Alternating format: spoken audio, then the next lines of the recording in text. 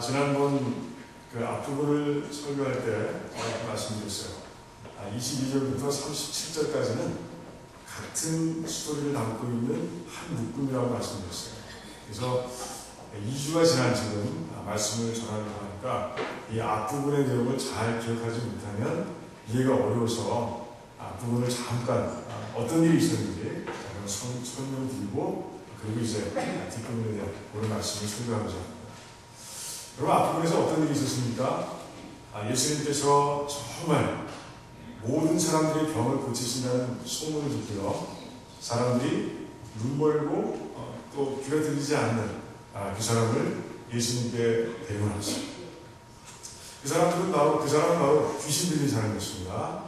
그러자 예수님께서는 아무런 힘 들이지 않으시고 그리고 그 귀신 들린 자를 고쳐주시는 모습을 우리가 보게 됩니다. 저는 이 말씀까지 기억해내고 묵상하는데 갑자기 그 병원에 있는 우리 성도님들이 생각이 났어요. 우리 가영구 집사님, 그리고 어제 태어나지 못했던 우리 용이 생각이 나고, 그 외에도 수술 받으실 분들, 어려운 분들이 자꾸 생각이 나더라고요. 그런 가운데 이 말씀을 의지해서 갑자기 기도해야겠다는 생각이 들었어요. 그래서 엎드려서 우리 하나님께 간절히 기도했습니다. 하나님, 정말 이 귀신 들린 자를 주님 앞으로 데리고 나왔던 이 사람들처럼 제가 지금 중보 기도를 통해서 정말 이 아프신 분들을 주님의 보좌 앞으로 올려드립니다. 하나님, 고쳐주시기 원합니다. 간절히 기도했습니다. 그런 가운데 제 마음속에 평안한 마음이 임했고요. 그런 가운데 또 한 가지 생각이 드는 것은 우리 성도님들도 기도하시는구나.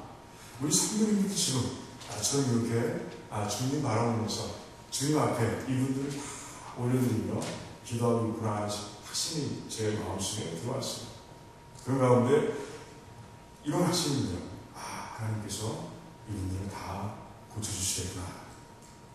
여러분 믿으시기 바랍니다. 여러분도 같이 저와 함께 기도하는 줄 믿습니다. 아무튼 이렇게 놀라운 일이 일어났습니다. 그리고 그 소문이 바리새인들에게 전해졌어요. 그때 바리새인들이 이렇게 얘기합니다. 예수가 그런 일을 했어? 그건 귀신의 왕 바알세불의 힘을 얻어서 그렇게 한 거야 라고 그리고 말하고 마는 거예요. 이때 예수님께서 이런저런 그 말도 안 되는 것이라고 설명하시고요. 마지막에는 이렇게 말씀하십니다.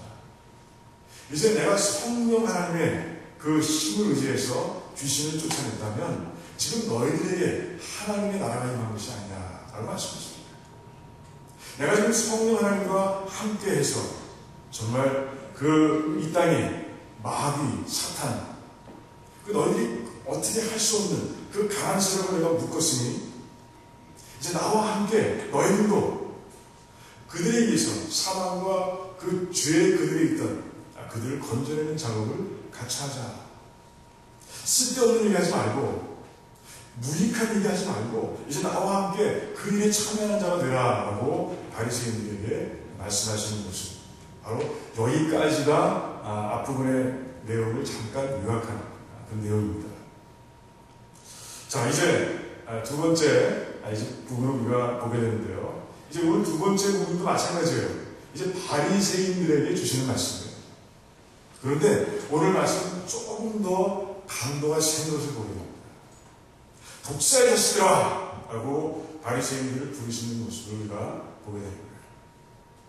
근데 이 독사의 자식들아 하고 부르시는 주님의 음성이 왜 사랑으로 느껴지는지 모르겠어요. 묵상하는 가운데 이거 사랑이다. 정말 바리새인들을 향한 사랑이다 라고 느껴집니다. 그 앞부분에서 말씀하셨던 그 이유를 들어서는 그들의 마음을 흔들 수 없다는, 그들의 영혼을 흔들 수 없다는 그 판단하신 주님께서요, 이제는 강한 톤으로 그들에게 이제 말씀하고 계신 모습을 우리가 보게 되는 것입니다.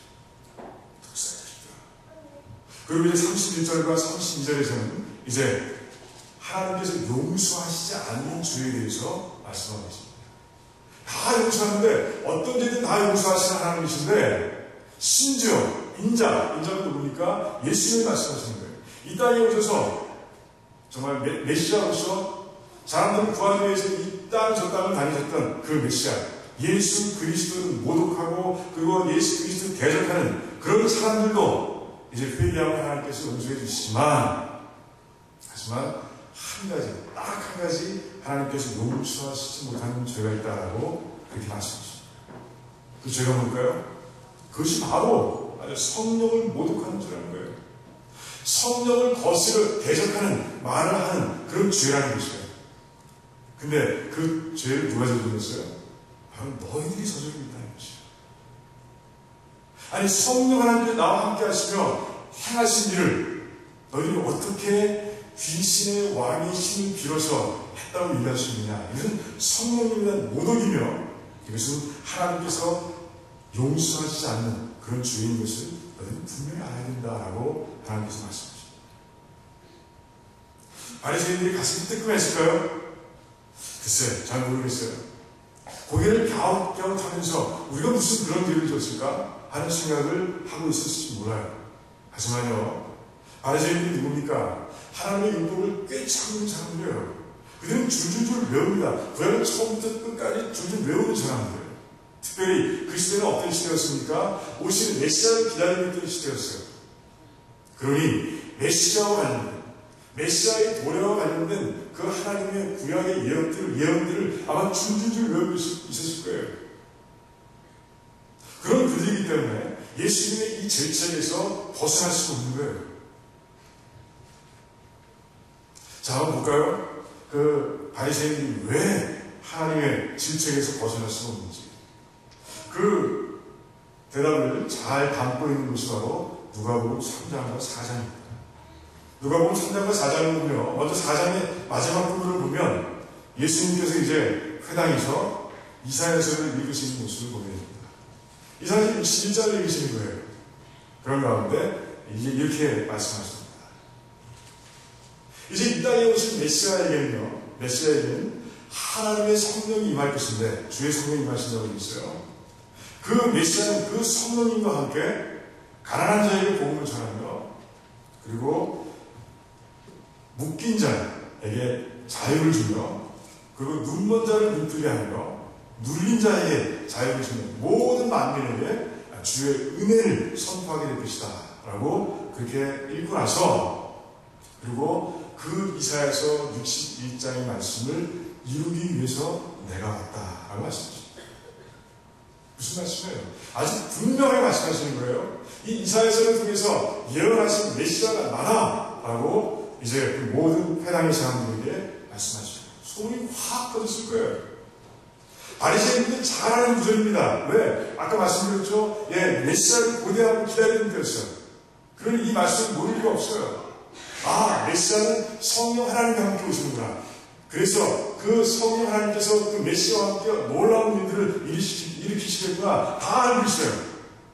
그런 가운데 예수님께서는 그 말씀을 이제 실천하셨어요. 죄인들, 세리들, 정말 가난한 자들이죠. 그들에게 가서 이제 복음을 전하기 시작합니다. 귀신 들린 자들, 그래서 자유치 못한 자들, 눌린 자들, 그런 자들을 찾아다니면서 이제 해방시켜 주십니다. 눈을 보지 못하는 자들, 또 듣지 못하는 자들, 걷지 못하는 자들, 문둥병자들을 찾아다니면서 그들의 병을 치유하십니다. 어떤 능력으로? 성령의 능력. 예수님께서 이제 침례를 받으시고 일어나실 때 성령이 비둘기같이 임하셨다고 되어 있어요.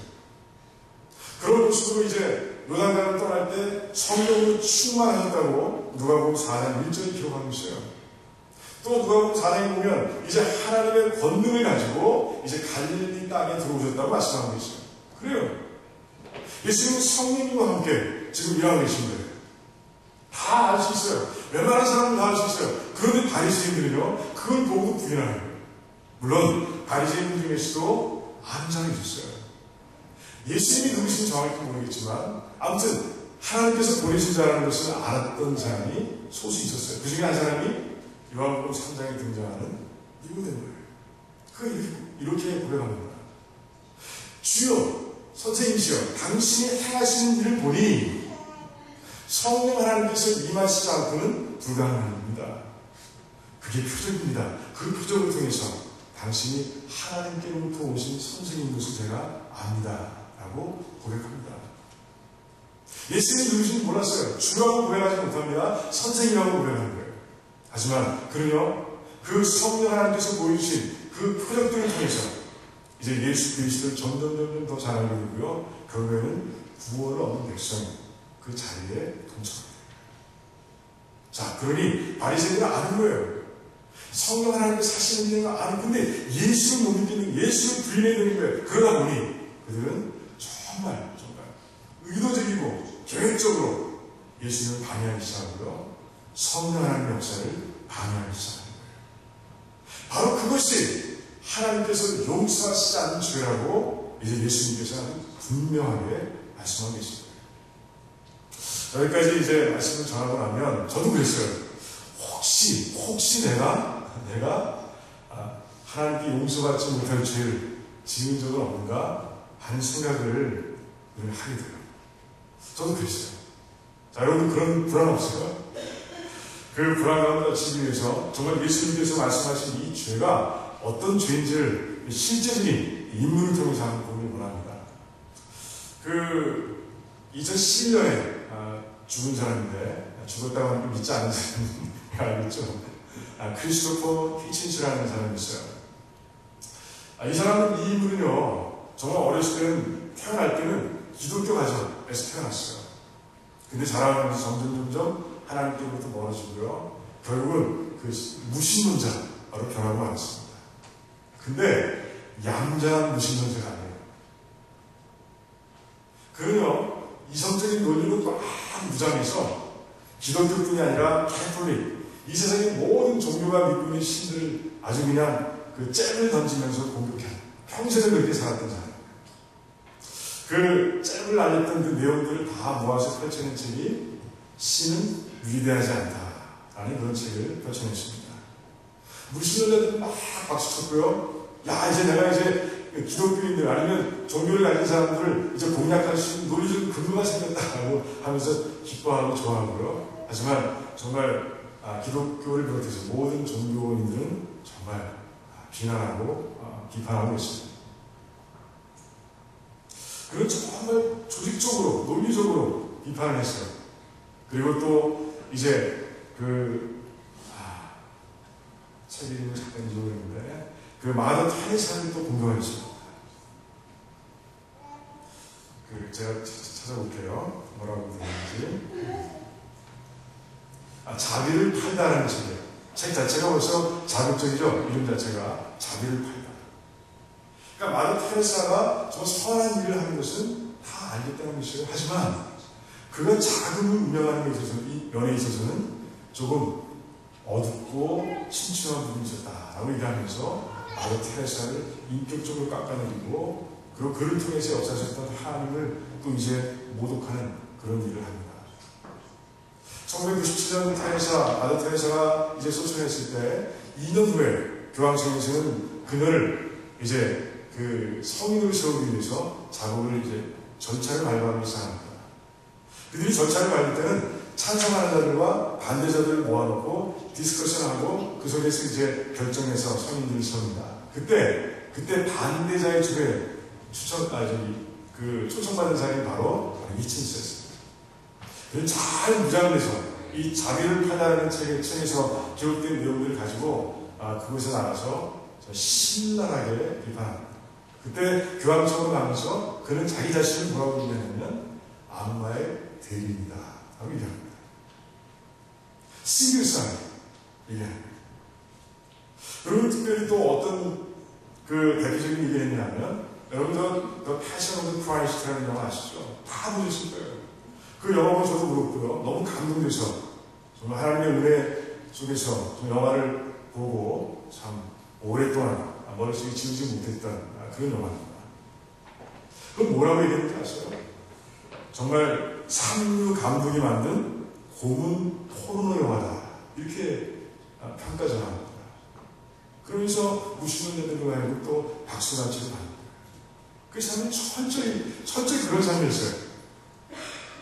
하나님께서 역사하시기 위해서, 정말 감동케 하시기 위해서, 또 사람들을 전도하기 위해서 사용하시는 모든 도구들, 그런 눈으로 바라봤던 사람이 바로 히친스였습니다. 그에게 잠깐의 회의심이 있었습니다. 언제 오셨냐면 그렇게 살다가는 식도암에 걸리고 맙니다. 그때 그런 얘기합니다. 내가 하나님을 모독했던 신체의 일부의 암 판정을 받았는데 이건 어떤 의미입니까? 하지만 아주 잠깐의 회의였어요. 그리고 그에게 또 이제 정말 진정하고 독실한 크리스찬이 그에게 다가옵니다. 하나님께서 그의 눈을 그래도 두드리시는 모습을 제가 봅니다. 참 얼마나 감사한지 몰라요. 프랜시스 콜린스라는 그런 박사예요. 그 콜린스는 1993년부터 2003년까지 있었던 6개국의 2,000명의 학자들이 모여서, 과학자들이 모여서 그 인간의 개놈 지도를 완성해가는 그 연구가 있었어요. 그 연구에 총책임을 맡았던 그런 분이었어요. 그는 원래 아이러니컬하게도 그는요 무신론자였어요. 원래는. 그런데 과학을 연구하는 가운데 분명히 하나님 계시다 라고 묻게 되고요. 독실한 크리스찬이 됐습니다. 그러다 보니 그 두 사람이 유명하다 보니 공개적으로 또 사적으로 좀 종교를 놓고 하나님을 놓고 감론 을반을 한 적이 몇 차례 있었어요. 이게 다 좀 아는 사이죠.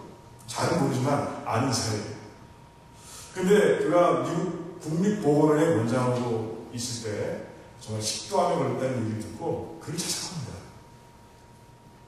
찾아가면 그는요 그와 함께 시간을 보냅니다. 그리고 자기의 지식을 총동원 하고요. 그 국립보건원에서 연구되고 있는 그 암에 대한 그 이야기들, 정보를 다 주고 그런 가운데 그를 정말 헌신적으로 돕기 시작한 거예요. 그런 가운데 히친스는 나중에 이런 어떤 칼럼에서 이렇게 고해요. 좀 콜린스는 미국에서 가장 위대한 사람이다. 내가 아는 이렇게 얘기하죠.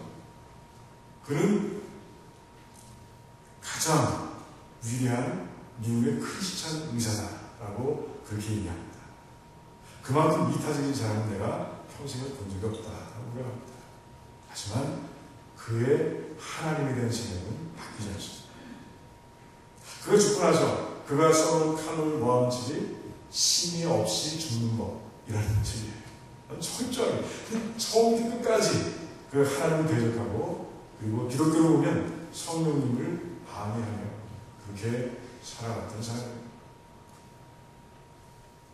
하나님께서 콜린스를 통해서 그의 눈을 두드렸고 그리고 그의 음성을 들려주셨지만 철저하게 그렇게 살아가고 그러며 그 기회를 잡을 수 없었어요. 그리고 그는 그렇게 2011년 죽고 말았어요. 하나님께서 용서하시지 못하는 자의 삶. 이제 어떤 삶인지 아셨죠? 자, 그렇게 하나님을 대적하시는 분 있어요? 그렇게 철저하게 대적하고 계신 분 있습니까? 없죠? 없어요. 그러니까 우리들 사이에는요, 하나님께서 용서하지 못할 그 죄를 짓고 있는 사람, 지었던 사람은 하나도 없는 거예요. 마음 보세요. 한 성경학자는 이렇게 얘기합니다. 만약에 이 말씀이 있는 가운데 혹시 내가 그런 죄를 지은 적은 없나? 하고 의심해보고 체크해보는 사람은 절대로 그럴 염려가 없는 사람이다 라고 얘기합니다. 그래요. 그렇습니다. 우리는 그런 염려에 빠져서 고민하고 걱정할 필요가 없어요. 우리는 다 용서와 받는 죄를 갖고 있고 그래서 회개하면 하나님께서 또 받아주시고 돌아오게 하시고 그리고 천국 가는 길을 인도하시는 그런 삶을 우리가 다 살고 있음을 분명히 믿으시기 바랍니다. 자, 이 바리새인들은 근데 어떻게 됐습니까? 결국은 그렇게 예수님을 끝까지 의도적으로 계획적으로 대적했어요. 그러다 결국에는 양심은 하나의 가책도 없이 이것은 하나님을 위한 일이다 라는 그런 마음을 가지고 예수님을 십자가로 내몰게 됩니다. 저는 모르겠어요. 그 바리새인들이 용서받았을지 못 받았을지 잘 모르겠습니다. 자, 이제 33절부터 마지막 절까지 말씀은요, 우리가 많이 듣던 얘기예요. 좋은 나무가 좋은 실과를 맺고 나쁜 나무가 나쁜 실과를 맺는다는 것이에요. 이 마음에 악이 쌓여있는 사람들은 악한 것을 말하게 되어 있고요. 선한 것으로 가득한 사람들은 입술로 선한 것을 얘기할 수밖에 없다고 하나님께서 말씀하십니다. 이 말씀을 하시면서 누구에게 말씀하시는 거예요? 바리새인들에게 말씀하시는 거예요. 야, 너 바리새인들, 너희 스스로 너희는 의인이라고 생각하지? 너희는 스스로는 구분된 자들이라고 얘기하면서 정말 의인이라고 생각하고 있지? 아니야. 너희들 그렇잖아. 오늘 행동하는 거 봐. 너희들 말을 봐. 너희들 입술을 봐봐. 성령 하나님께서 역사하시는 그 일을 보고 귀신이 하는 일이라고 얘기하고 있지 않느냐. 너희들의 마음 철저히 잘못되어 있으니 정말 너희들의 마음을 진정하기 위해서, 정말 다스리기 위해서 너희를 정말 노력해야 되겠다라고 주님께서 말씀하고 계십니다. 주님의 또 다른 사랑이에요. 계속해서 두드리시는 거예요. 바리새인의 마음을 계속해서 두드리시는 거예요. 처음엔 작은 도구로, 나중에 큰 도구로 문 열어라. 예수님께서는 그치지 않고 그렇게 두드리시는 모습을 우리 오늘 말씀하고 있습니다. 하나님 사랑이신 거예요. 하나님 사랑이세요. 자, 그런 가운데 이제 우리는 이런 질문을 한번 던지게 됩니다. 그렇다면 우리의 마음을 선한 것으로 가득한 창고로 만들 수 있는 방법은 뭘까? 하는 의문을 가질 수밖에 없는 거예요. 그렇죠? 여기 그 방법이 써있지 않잖아요. 그런데 바울이 아주 정확하게 답하고 있습니다. 에베소서 5장에서 무엇으로 충만하라? 성령으로 충만하라 하고 얘기합니다. 그럼 너의 입술 생활, 말의 생활이 바뀔 것이다 라고 아주 분명하게 말씀해 주십니다. 갈라디아서 5장에서는요, 그렇게 성령으로 충만한 자들의 삶 가운데 열린 9가지 열매에 대해서 말씀하고 있습니다. 그것은 행동으로만 나타나는 것이잖아요. 이 말로도 나타나는 것이죠. 그러면서 바울은 입증하고 있어요.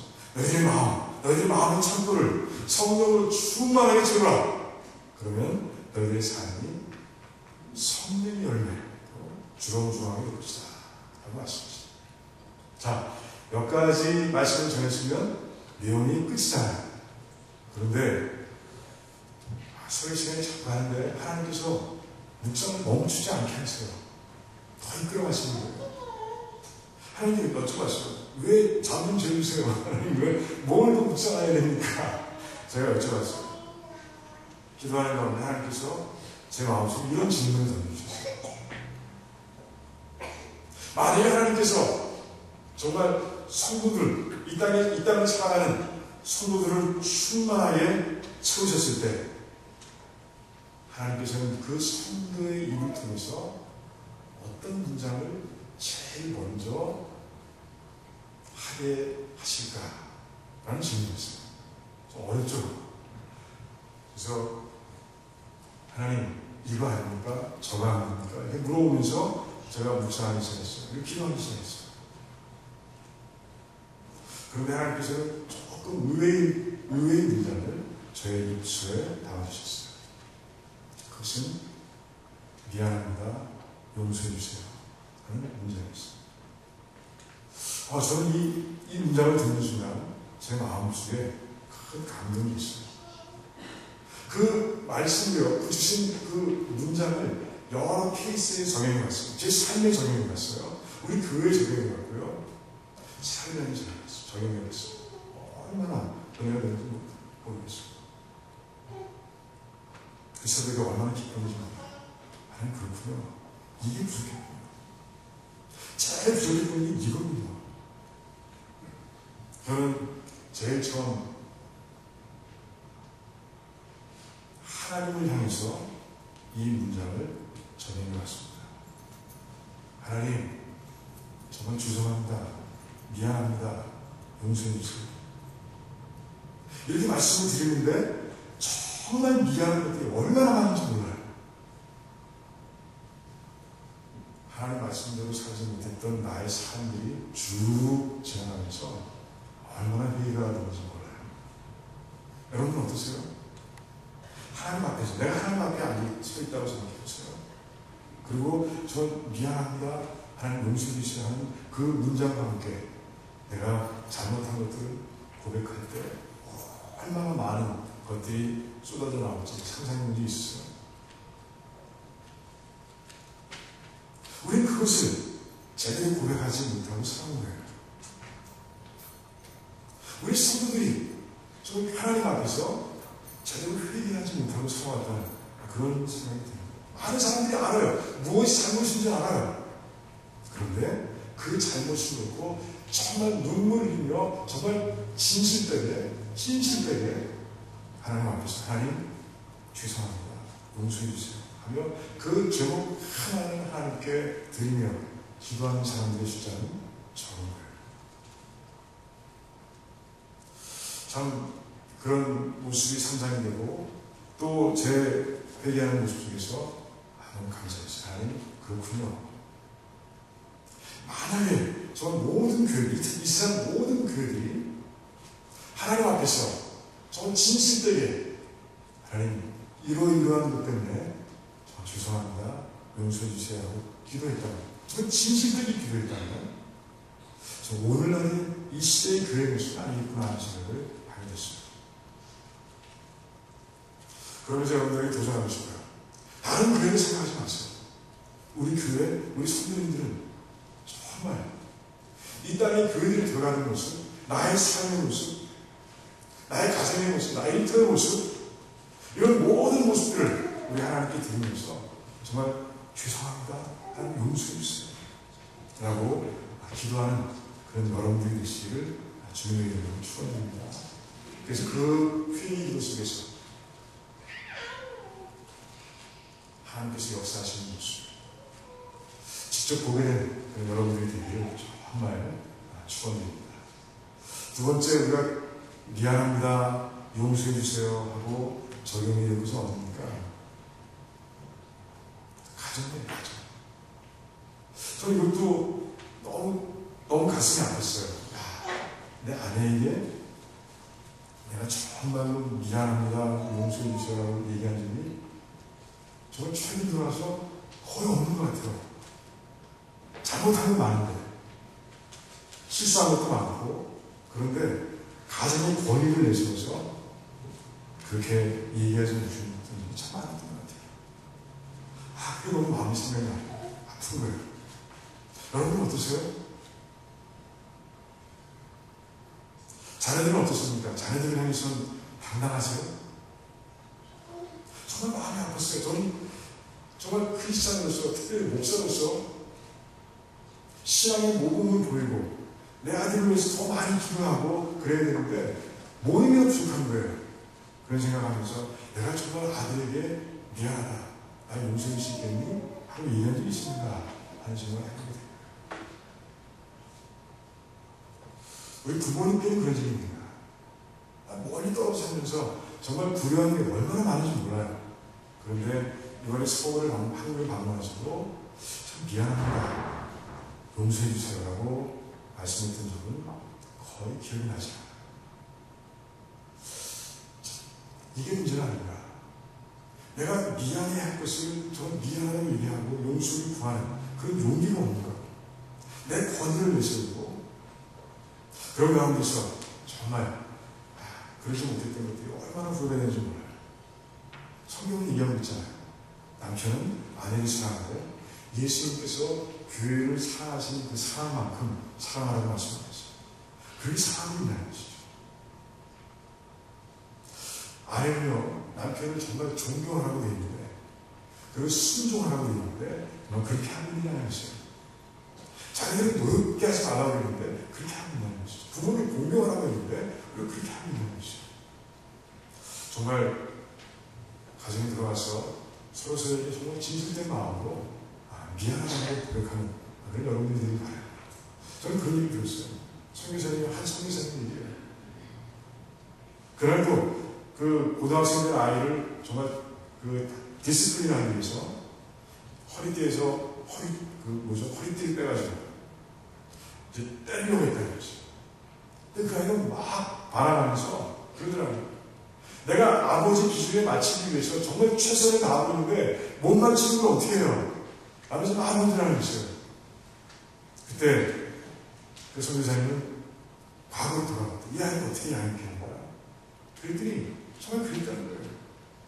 목사의 일을 가지고 왔다는 것이에요. 그리고 내가 부끄러울까봐 이 아이를 디스플레이한다는 거예요.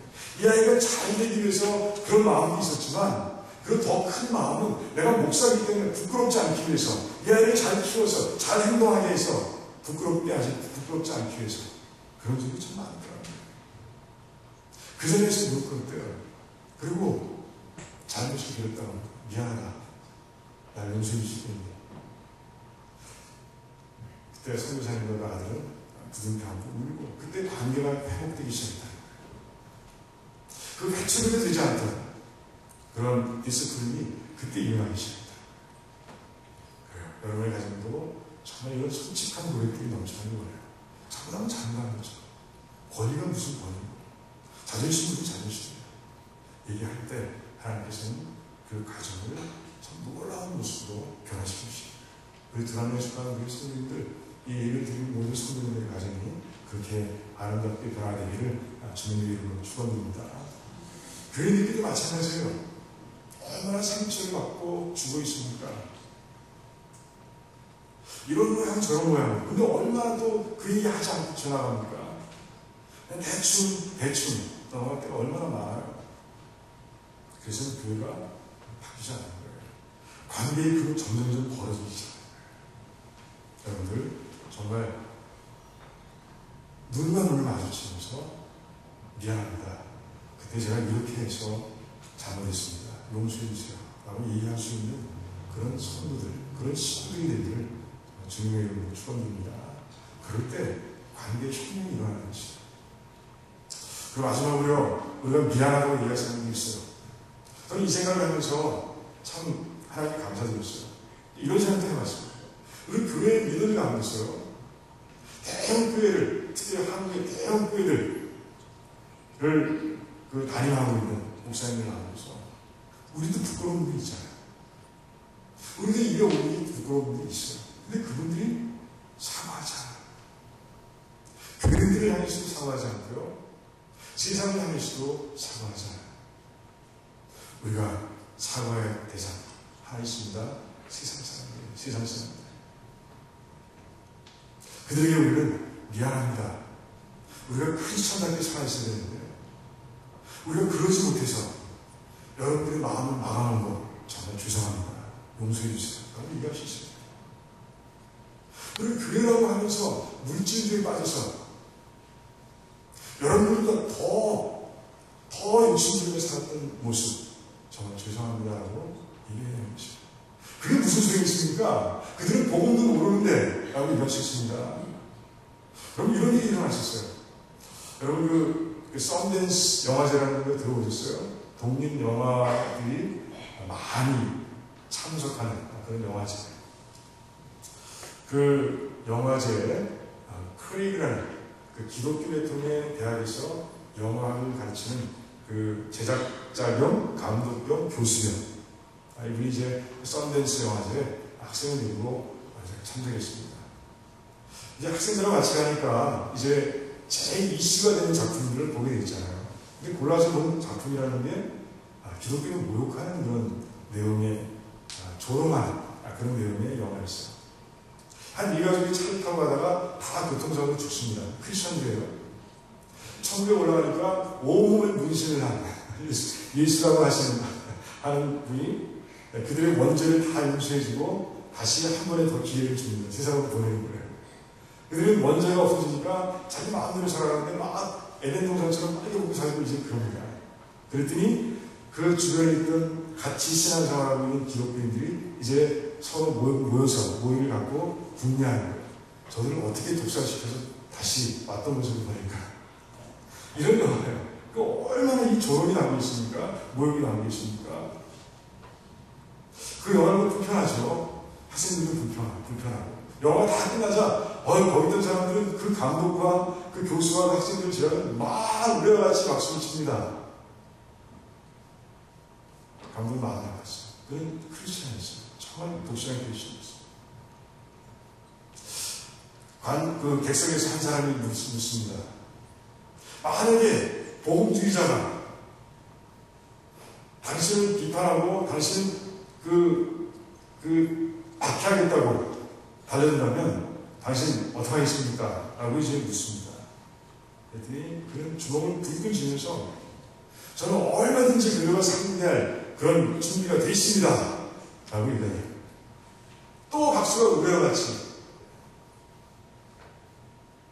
그때 성령 하나님께서 그의 마음속에 자꾸 충동질 하시는 거예요. 그래, 일어나야지. 일어나기 싫은 거예요. 이 분위기 속에서 무슨 얘기를 할까?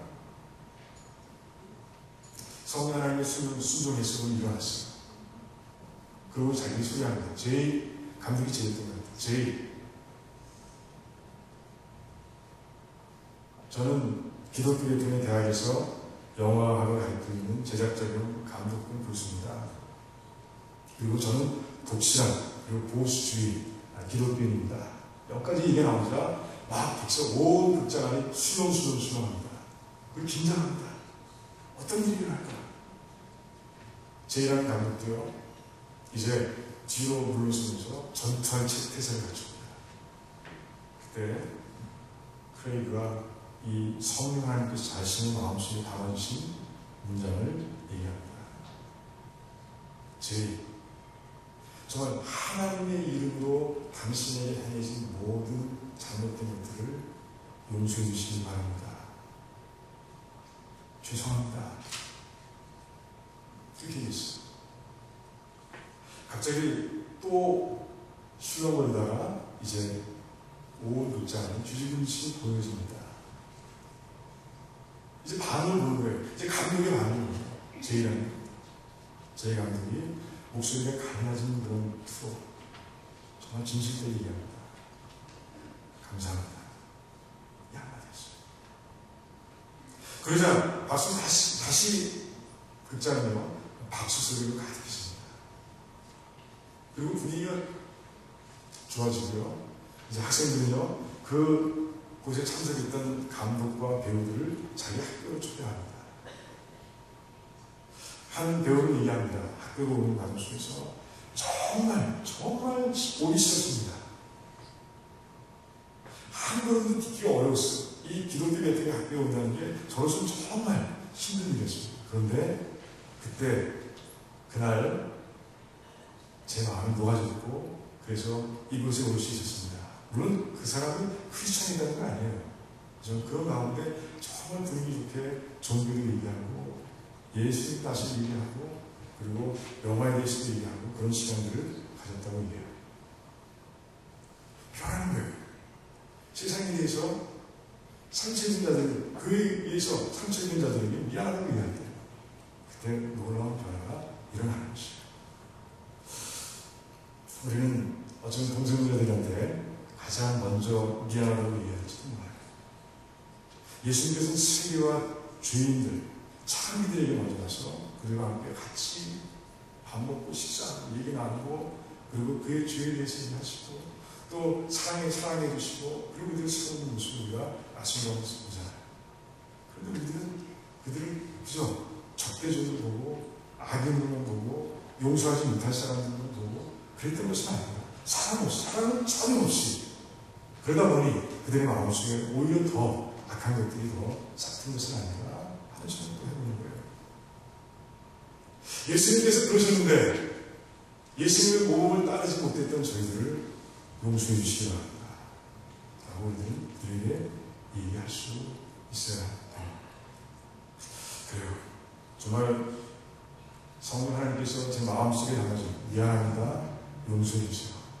이 문장이 얼마나 파워풀한지 저는 이제 기도하는 거예요. 처음 그 말씀 준비하는 가운데 체험했어요. 이제는 실천하고 적용해야겠다는 걸 저도 압니다. 우리 같이 노력합시다. 그래서 정말 미안합니다, 용서합니다라고 이야기해야 할 대상들에게 정말 순수한 마음으로 진실되게 이 말씀을 전하는 가운데 정말 변화가 일어나는 모습을 보여. 하나님께서 정말 뜻하지 않은 변화를 일으키시는 모습을 보며 다시 부흥의 싹들이 일어나는 모습을 체험하는 우리 드라마 시간이 다 되시기를 주님의 이름으로 축원드립니다.